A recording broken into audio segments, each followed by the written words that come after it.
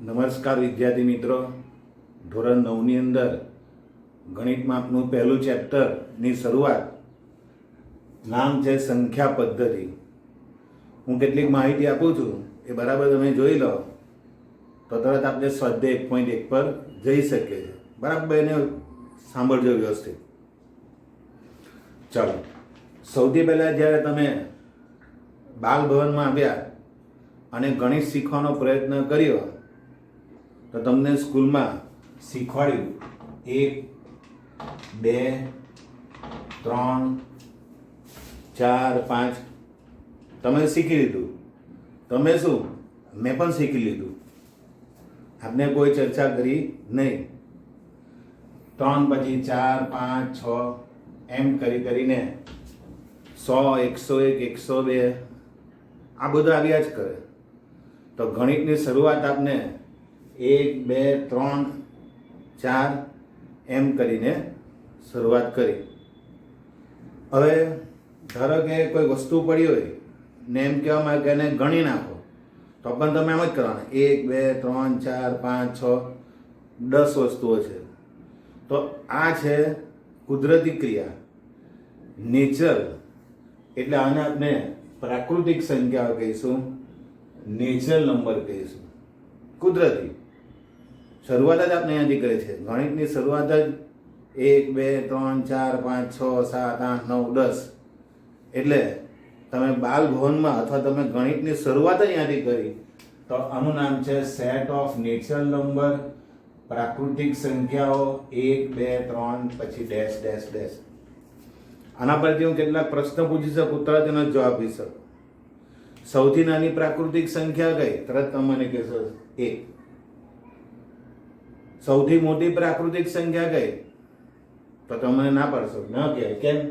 કારણ કે તમે મને 10 કહો તો 10 પછી 11 આવે, 99 કહો તો 99 પછી 100 આવે. એટલે અસંખ્ય સંખ્યાઓ આવેલી છે. તો ચાલો, ગણિતની શરૂઆત તમે કરી પ્રાકૃતિક સંખ્યાઓથી, નેચરલ નંબરથી. નેચર એટલે પ્રાકૃતિક. અભણમાં અભણ માણસ હોય તે પણ નોટ ગણતો હોય તો 1, 2, 3, 4, 5, 6, 7, 8 તો એને આપણે ક્યાં શીખવાડીએ છીએ? તો આને આપણે કહીશું નેચરલ નંબર, પ્રાકૃતિક સંખ્યાઓ 1, 2, 3, 4 એમ કરીને અનંત સુધી. ચલો, કોઈના આના વિશે કંઈ પ્રશ્ન નથી, બધાને આવડે. કોઈને પણ સામાન્ય માણસ હોય તેને પણ આ વસ્તુ આવડે છે. બરાબર? ચલો, પછી થોડાક આગળ ગયા તો આ એક વસ્તુ છે તો આનું 1 કહેવું, 2 વસ્તુ છે તો 2 કહેવું. પણ સવાલ એ આવ્યો કે મારા હાથમાં કંઈ નથી તો શું કહેવું? કેટલી સંખ્યા કહેવી? તો કંઈ નથી એનો મતલબ કે 0 છે. આ તમને સામાન્ય લાગે 0. 0ની શોધ ભારતમાં થઈ હતી. ના, જે 0 વગર ગણિત શક્ય નથી. 0 વગર ગણિત શક્ય નથી. 0 મૂકીને કેટલે મોટી મોટી રકમ બનાવી શકાય. એટલે ભારતની પ્રગતિ 0 છે એવું ના કહેવાય. ભારતે 0 શોધ્યું અને એની પ્રગતિ ખૂબ મોટી થઈ ગઈ. તો કંઈ ના એટલે શું કહેવું? તો કંઈ નથી એટલે આપણે એને 0 કહેવાનું. તો 0 ને ક્યાં મૂકીએ? 1 પહેલા મૂકી દીધું. તો 0, 1, 2, 3 એમ કરીને આવ્યા જ કરે. એટલે આપણે એને કહીશું પૂર્ણ સંખ્યાઓ. પૂર્ણ એટલે સંપૂર્ણ થઈ ગઈ. Hall number. હોલ એટલે પૂર્ણ. આપણે એમ થાય કે બસ ગણિતમાં આટલું જ આવે, 0 આવે. 0, 2 તો ભારતે શોધ્યું તો, નહીં તો દુનિયા તો 1, 2 થી આગળ વધતી હતી. કંઈ નથી તો 0. 0, 1, 2, 3 એમ કરીને અનંત સુધીના આવે. તો આને આપણે કહીશું હોલ નંબર. તો આમાં પણ બધા પ્રશ્ન આવે. સૌથી નાની પૂર્ણ સંખ્યા કઈ? તો 0. આમાં આવે સૌથી નાની પ્રાકૃતિક સંખ્યા કઈ? તો 1. સૌથી નાની પૂર્ણ સંખ્યા કઈ? તો 0. સૌથી મોટી પૂર્ણ સંખ્યા કઈ? તો અનંત. તો વાત પૂરી થઈ ગઈ. આપણે કે બસ આ ગણિત પૂરું થઈ ગયું. ગણિતમાં તો 0, 1, 2, 3 ને પછી આવ્યા કરે. હવે આગળ કઈ આવે નહીં. પણ એક વસ્તુ શીખવા જેવી છે. આ બધી સંખ્યાઓ આમાં છે એટલે દરેક પ્રાકૃતિક સંખ્યા એ પૂર્ણ સંખ્યા છે.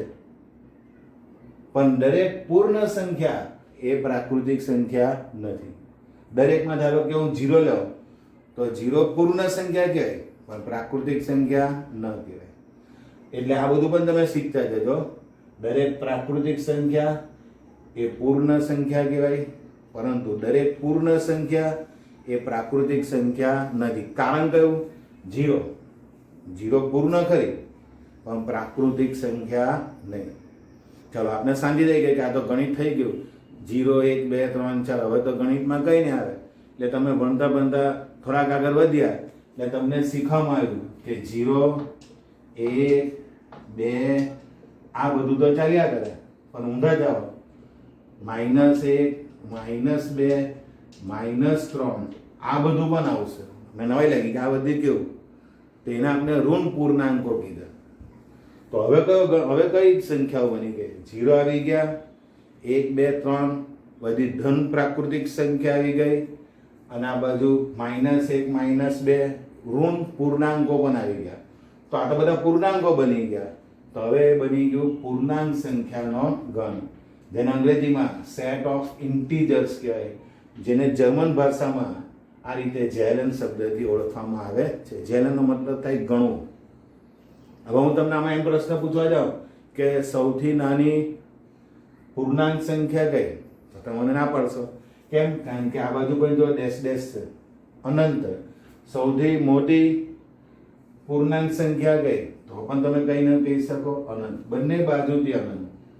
આ જમણી બાજુથી અનંત, એટલે ડાબી બાજુ એનો નાનો નંબર મળે છે, સૌથી નાનો નંબર. આ બંને બાજુ અનંત, એટલે નથી નાની સંખ્યા મળતી, નથી સૌથી મોટી સંખ્યા મળતી. હવે જોજો, આ બધી સંખ્યા આમાં છે, એટલે દરેક પ્રાકૃતિક સંખ્યા એ પૂર્ણાંક સંખ્યા કહેવાય. આ બધી સંખ્યા આમાં છે, જોઈ લો. દરેક પૂર્ણ સંખ્યા એ પૂર્ણાંક સંખ્યા કહેવાય. પણ ઊંધું, આ બધી સંખ્યામાં નથી, બધી સંખ્યામાં નથી. એટલે દરેક પૂર્ણાંક સંખ્યા એ પૂર્ણ સંખ્યા નથી, દરેક પૂર્ણાંક સંખ્યા એ પ્રાકૃતિક સંખ્યા નથી. આને આપણે z થી ઓળખીશું. I થી પણ ઓળખે કોઈ. આ એટલે ઇન્ટીજર ને z એટલે ઝેલન. બરાબર સમજો. પહેલા આપણે શીખી ગયા પ્રાકૃતિક સંખ્યાઓ 1 2 3 બાલભવનમાં શીખ્યા, ત્યાંથી સ્ટાર્ટ કર્યો આપણે ગણિત. તમે પણ ભણી ગયા, હું પણ એમાં જ ભણ્યો. કોઈ કઈ પ્રશ્ન નહીં કર્યો કે સાહેબ આને કેમ 1 કહેવાય, આને કેમ 3 કહેવાય. દુનિયા 1 કહે છે તો 1, 2 કહે છે તો 2, 3 કહે તો 3, એમ કરીને આપણે બધું શીખી લીધું. એટલે નેચરલી પ્રાકૃતિક સંખ્યા. પછી સવાલ આવ્યો કે ભાઈ કઈ નથી તો શું કેવું? આંકડાકીય ભાષામાં તો 0 કેવું. એટલે થઈ ગયું આપણે કે બસ ગણિત પૂરું થઈ ગયું. એટલે જવાબ નામ આપી દીધું પૂર્ણ સંખ્યાઓ. ત્યાં થોડાક આગળ વધ્યા, હવે ઋણ પૂર્ણાંકો પણ મૂક્યા. તો ઋણ પૂર્ણાંકો 0, ધન પૂર્ણાંકો થઈ ગયું પૂર્ણાંક સંખ્યાઓ. હવે થોડાક આગળ વધીએ, સાંભળજો બરાબર. જે સંખ્યાઓને p છેદમાં q સ્વરૂપમાં લખી શકાય, એટલે એને કહેવાય અંશ અને છેદ આવા સ્વરૂપમાં લખી શકાય, જ્યાં છેદ 0 ન હોવો જોઈએ, આવી તમામ સંખ્યાઓને સમય સંખ્યા કહેવાય, જેને રેશનલ નંબર કહેવાય. રેશનલમાં RATIO એટલે રેશિયો. રેશિયોનો મતલબ પણ ભાગાકાર થાય. ને આ છે ક્વોશન્ટ, એનો નંબર પણ ભાગાકાર જ થાય. એટલે આને આપણે સમય સંખ્યા કહીશું, ક્યુ કહીશું. હવે બરાબર સાંભળજો. આ બધી સંખ્યા આમાં આવે, આ બધી સંખ્યા પણ આમાં આવે, આ બધી સંખ્યા પણ આમાં આવે. તમને એમ થાય કેવી રીતે આવે, હું તમને સમજાવું. 1 છે, સમજો કે 2 છે, તો 2 નો મતલબ 10/5. 10/5 એટલે 2 જ કહેવાય. તો 2 ને હું આવી રીતે લખી શક્યો, એટલે 2 પ્રાકૃતિક સંખ્યા પણ કહેવાય, 2 પૂર્ણ સંખ્યા પણ કહેવાય, 2 પૂર્ણાંક સંખ્યા પણ કહેવાય, અને 2 એ સમય સંખ્યા પણ કહેવાય. બરાબર. તો આ બધી સંખ્યાને હું અપૂર્ણાંક સ્વરૂપમાં લખી શકું, આ બધી સંખ્યાને પણ અપૂર્ણાંક સ્વરૂપમાં લખી શકાય, આ બધી સંખ્યાને પણ અપૂર્ણાંક સ્વરૂપમાં લખી શકાય. તો જેટલી પણ સંખ્યાને અંશ અને છેદ સ્વરૂપમાં લખી શકાય, ટૂંકમાં બધા જ લખી શકાય. બરાબર સાંભળજો. બરાબર. દરેક પ્રાકૃતિક સંખ્યા સમય સંખ્યા કહેવાય. દરેક પૂર્ણ સંખ્યા સમય સંખ્યા કહેવાય. દરેક પૂર્ણાંક સંખ્યાઓ સમય સંખ્યા કહેવાય. બરાબર. હવે ઊંધું જોજો. દરેક સમય સંખ્યા પૂર્ણાંક સંખ્યા ન કહેવાય. દરેક સમય સંખ્યા પૂર્ણ સંખ્યા ન કહેવાય. દરેક સમય સંખ્યા પ્રાકૃતિક સંખ્યા ન કહેવાય. આમથી આમ જાઓ તો કહેવાય, પણ આમથી આમ જાઓ તો ન કહેવાય. મારા શબ્દ પાછા સાંભળો, એક વખત ખાલી સાંભળી લે, આ બધું પૂરું થઈ જાય. દરેક પ્રાકૃતિક સંખ્યા એ પૂર્ણ સંખ્યા કહેવાય. દરેક પ્રાકૃતિક સંખ્યા એ સમય સંખ્યા કહેવાય. આમ જેટલું બોલો તેટલું કહેવાય, પણ આમથી આમ બોલો જાઓ તો નહીં કહેવાય. દરેક પૂર્ણાંક સંખ્યાઓ પ્રાકૃતિક સંખ્યા નથી. દરેક સમય સંખ્યાઓ પૂર્ણાંક સંખ્યા નથી. દરેક સમય સંખ્યાઓ પૂર્ણ સંખ્યાઓ નથી. દરેક જેટલું તમે આમથી આમ બોલો દરેકમાં, એમાં નથી બોલવાનું. જેટલું તમે આમથી આમ બોલો છો દરેક સંખ્યા, એમાં અમારે હા બોલવાનું. તો બસ આટલું યાદ રાખો તો તરત તમારા 4 ગણ વિશે પૂરું થઈ જાય. હવે સ્વાધ્યાય 1.1 એનો પહેલો દાખલો જોઈએ. બરાબર ધ્યાન આપજો. મેં તમને જે અગાઉ ન કીધું તે તો તમે બરાબર જાણતા હોય તો આના વિશે ખ્યાલ આવે છે. બરાબર સાંભળો. શું 0 એ સમય સંખ્યા છે? એને તમે કઈ રીતે પી અને ક્યુ સ્વરૂપમાં લખી શકો? ચાલો, સમય સંખ્યા છે તમને ખબર છે.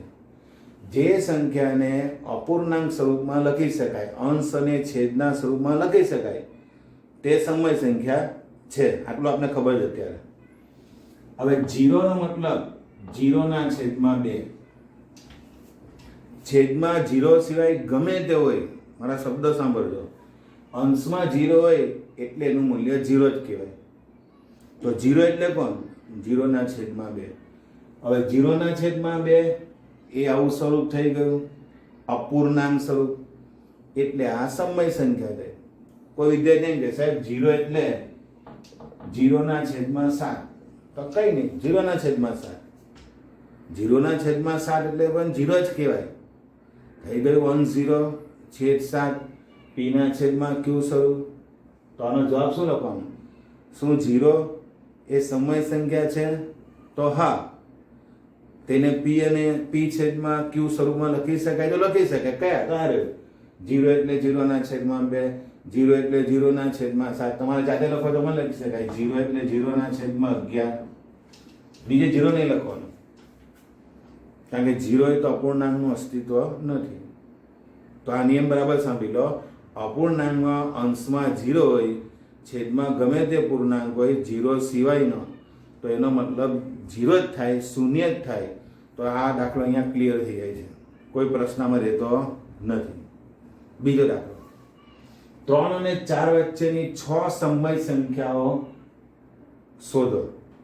3 અને 4 વચ્ચેની 6 સમય સંખ્યા. સમય એટલે ખબર ને, અપૂર્ણાંક સ્વરૂપમાં લખી શકાય તેવી. તમને ઘણાને એમ થાય કે 3 અને 4 વચ્ચે કોણ? 3 અને 4 વચ્ચે તો કોઈ નથી આવતું. એવું આપણે જાણતા હતા ને. પ્રાકૃતિક સંખ્યા પ્રમાણે 1 પછી 2 આવે, 2 પછી 3 આવે, 3 પછી 4 આવે. 3 અને 4 વચ્ચે તો કોઈ નહીં આવે. હવે કોઈ નહીં આવે એટલે પૂર્ણાંક કોઈ નહીં આવે. સમય સંખ્યા તો ઘણી બધી આવે. બરાબર? અપૂર્ણાંક તો ઘણા બધા 3 અને 4 ની વચ્ચે. હવે તમને મનમાં એમ થાય કે હવે કઈ રીતે શોધું? તો હું નિયમ બરાબર સમજાવું તો સાંભળજો. કેટલી સંખ્યા પૂછી છે? 6. 6 માં 1 ઉમેરો, કેટલા થયા? 7. બરાબર? જો હું શું કરું છું, પહેલી સંખ્યા કઈ? 3. એને ઉપર પણ 7 થી ગુણાકાર કરો, નીચે કઈ નથી એટલે 1. નીચે પણ 7 થી ગુણાકાર કરો. 7 કેમ ખબર પડી ને? કેટલી સંખ્યા પૂછી છે? 6. 6 માં 1 ઉમેરો તો 7. 3 ને હું ઉપર પણ 7 થી ગુણાકાર કરું, નીચે 1 છે, કઈ નથી એટલે કોઈ પણ સંખ્યાને ઉપર નીચે સરખા નંબરથી ગુણાકાર કરો તો એ કઈ બદલાતા નથી. તો હવે આ શું થઈ ગયું? 3 × 7 21, નીચે 7 × 1 7. તો 3 અને આ બંને એક જ છે, કઈ જુદું નથી. તમે ચેક કરો, 21/7 એટલે 3. હવે 3 ને હું આવી રીતે જોઉં છું. સાંભળો. ચાલો હવે 4. 4 ને હું 7 થી ગુણાકાર કરું. કેમ 7 થી? ખબર ને? કેટલી સંખ્યા પૂછી છે? 6. 6 ને 1 7 એટલે 7 થયું. નીચે પણ 7 થી ગુણાકાર કરું છું. 4 ગુણ્યા 7 28 ને 7 ગુણ્યા 1 7. હવે સાંભળજો, 3 અને 4 વચ્ચેની, પણ 3 ને તમે આ જો અને 4 ને તમે આ જો, આ બેની વચ્ચેની 6 સમય એટલે પેલી અપૂર્ણાંક વાળી અંશ અને છેદ વાળી સંખ્યા લખો, જો તરત થઈ જશે. ધ્યાન આપજો. 3 એટલે કોણ? 21 ના છેદમાં 7. 3 એટલે 21 ના છેદમાં 7. ફરીથી 4 એટલે 28 ના છેદમાં 7. વચ્ચે મને કેટલા અપૂર્ણાંકો જોઈએ? 6. અપૂર્ણાંક એટલે સમય સંખ્યા. અપૂર્ણાંક સમય એટલે બહુ આમ ઉચ્ચારો નહીં, સમય એટલે અપૂર્ણાંક. બરાબર ને? ચાલો, તો કઈ અંશમાં એક ઉમેરતા જાઓ. તો 21 ના છેદમાં 7, તો 22 ના છેદમાં 7, 23 ના છેદમાં 7, 24 ના છેદમાં 7, 25 ના છેદમાં 7, 26 ના છેદમાં 7 અને 27 ના છેદમાં 7. તો આ કેટલી સંખ્યા થઈ ગઈ? જોઈ લો, 1 2 3 4 5 6. આ બધી કેવી છે? 21 ના છેદમાં 7 અને 28 ના છેદમાં 7 ની વચ્ચે છે. 21 ના છેદમાં 7 એટલે 3, 28 ના છેદમાં 7 એટલે 4. આ બધી સમય સંખ્યા, સમય એટલે અપૂર્ણાંક, એ 3 અને 4 ની વચ્ચે છે. તો આપણો સવાલ શું હતો? 3 અને 4 વચ્ચેની 6 સમય સંખ્યા લખો. તારે ફરીથી હું કઈ રીતે કર્યું સાંભળજો. કેટલી સંખ્યા શોધવાની? 6. 6 ને 1 7 અને મેં ઉપર નીચે 7 થી ગુણાકાર કર્યા. 7 કંઈ ખબર છે ને, એટલે આ બની ગયું. આ 3 જ છે. અને પણ ઉપર નીચે 7 થી ગુણાકાર કર્યા. આ બની ગયું. આ 4 જ છે. પછી અંશમાં એક ઉમેરતા જવાનું, છેદને કઈ નહીં કરવાનું. એટલે બધી 6 સંખ્યા 3 અને 4 વચ્ચેની આવી જાય છે. તો આ રીતે આ દાખલો અહીંયા પૂરો થાય છે. સ્વાધ્યાય 1.1 નો પ્રશ્ન 3. બરાબર, ધ્યાન આપજો, તરત આવડી જાય એવું જ છે. 3 ના છેદમાં 5 એ પોતે સમય જ છે. 4 ના છેદમાં 5 એ પોતે પણ સમય છે. હવે એની વચ્ચેની 5 સમય સંખ્યા શોધવાની છે. એટલે આ 2 અપૂર્ણાંકો છે ને એમની વચ્ચેના બીજા 5 અપૂર્ણાંકો શોધવાના. સમય એટલે અપૂર્ણાંક, એટલું યાદ રાખો. સમયને બહુ આમ વિચારો ને કે સમય એટલે અપૂર્ણાંક વાળી સંખ્યા, અંશ અને છેદ વાળી સંખ્યા. જો હમણાં તમને મેં શીખવ્યું, 5 ને 1 6. એટલે હું આને ઉપર 6 થી ગુણાકાર કરું અને નીચે પણ 6 થી ગુણાકાર કરું. આ બીજી સંખ્યા છે. કેમ 6 ખબર ને? એટલી પૂછી જાય 5 સંખ્યા, 5 ને 1 6 એટલે 6 થી. ચાલો, 3 ગુણ્યા 6 18, 5 ગુણ્યા 6 30. હવે આ લઈએ 4 ના છેદમાં 5. ઉપર પણ 6 થી ગુણાકાર, નીચે પણ 6 થી ગુણાકાર. 4 ગુણ્યા 6 24, 5 ગુણ્યા 6 30. આને તમે હવે આ જો ને આને તમે હવે આ જો. હમણાં પ્રશ્ન એવો છે કે આ બેની વચ્ચેની સમય સંખ્યા શોધો. હવે તમારે આને સમજવાનું. તો આનો એક તરફ લખું છું, 18 ના છેદમાં 30, 1 2 3 4 5 અને 24 ના છેદમાં 30. ચાલો ફરીથી, આ એટલા 18 ના છેદમાં 30, 4 ના છેદમાં 5 એટલે 24 ના છેદમાં 30. વચ્ચે કેટલી જગ્યા છે?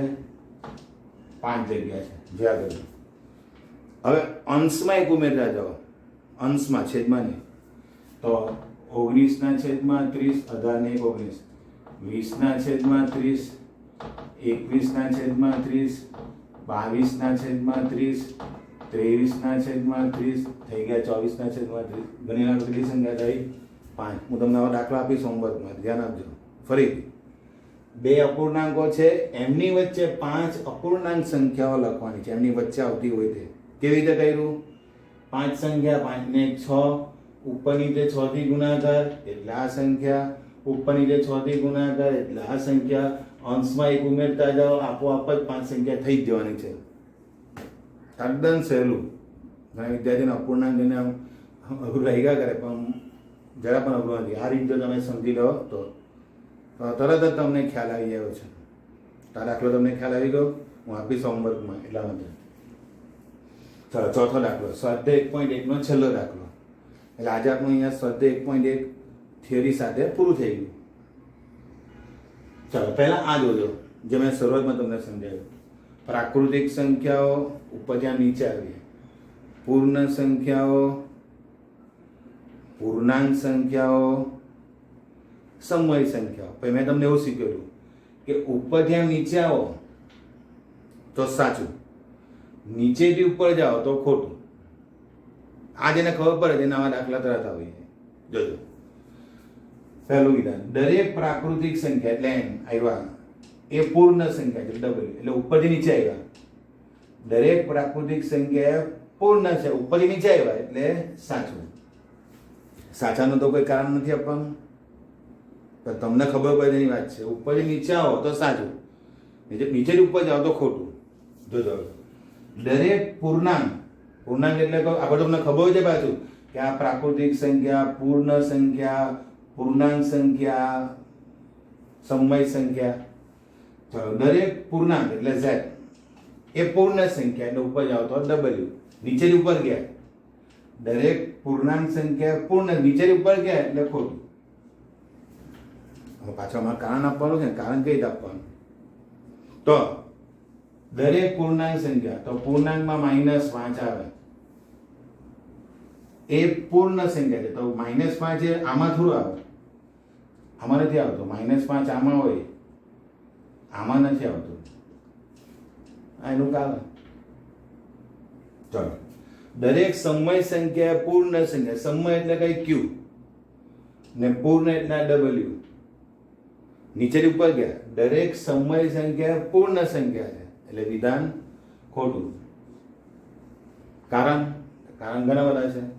2/3 એ સમય સંખ્યા છે, અપૂર્ણાંક એટલે, અને એ કઈ પેલા w માં આવતી નથી. તો આ વિધાનમાં ઘણાને ભૂલચૂક થાય, પણ મારી દ્રષ્ટિએ જેને આ ખબર પડતી હોય, ઉપરથી નીચે જે વિધાનો બોલાતા એ બધા સાચા, નીચેથી ઉપર જો બોલાય એ વિધાન ખોટા. બસ આટલી એક ટૂંકી વાત ખબર પડી જાય તો આવા કોઈ પણ વિધાન 10 આપ્યા 10 બી તમે લખી શકો. તો અહીં આપણું સ્વાધ્યાય 1.1 પૂર્ણ થાય છે. તમને કોઈ પ્રશ્ન આમાં રહેતો નથી. હમણાં હું તમને હોમવર્ક આપું છું, એ તમારે કરી નાખવાનું છે.